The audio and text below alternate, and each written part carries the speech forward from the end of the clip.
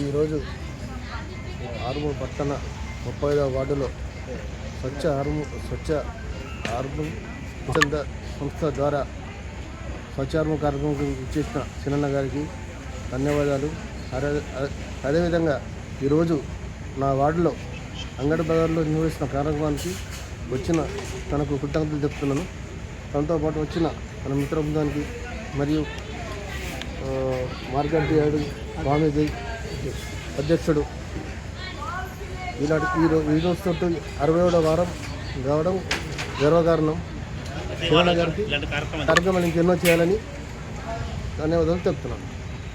మహాత్మా గాంధీ స్వచ్ఛంద సంస్థ ఆధ్వర్యంలో జరిగింది.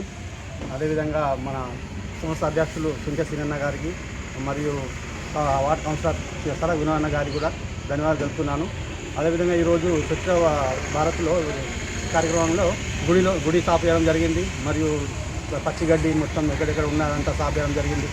మా మార్కెట్లో చేసినందుకు కూడా మా అన్నగారికి మా సర వినోదన్న గారికి మార్కెట్ తరఫున ధన్యవాదాలు తెలుపుతున్నాను.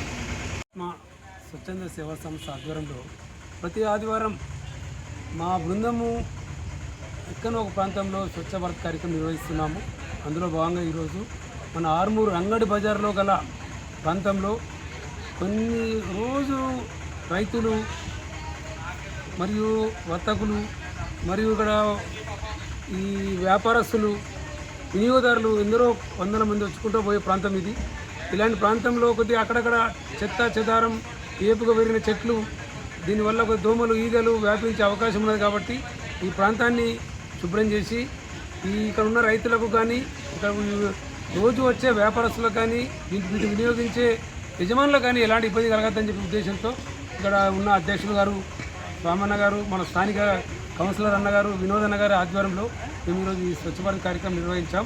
మేము నిర్వహించే ఈ కార్యక్రమం ఏదో ఒక ప్రాంతంలో శుభ్రత పాటిస్తూ ఇక్కడ ఉన్న ప్రజలకు నీట్నెస్ కల్పించాలి. మేము మాతో సహా మీరు కూడా పాల్గొని ఇలాంటి శుభ్రత కార్యక్రమంలో పాల్పంచుకోవాలనే ఉద్దేశంతో మేము ఈ కార్యక్రమం నిర్వహిస్తున్నాం.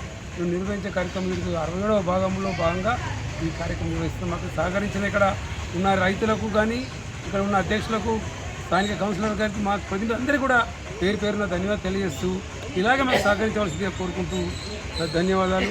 జై స్వచ్ఛ భారత్, జై తెలంగాణ.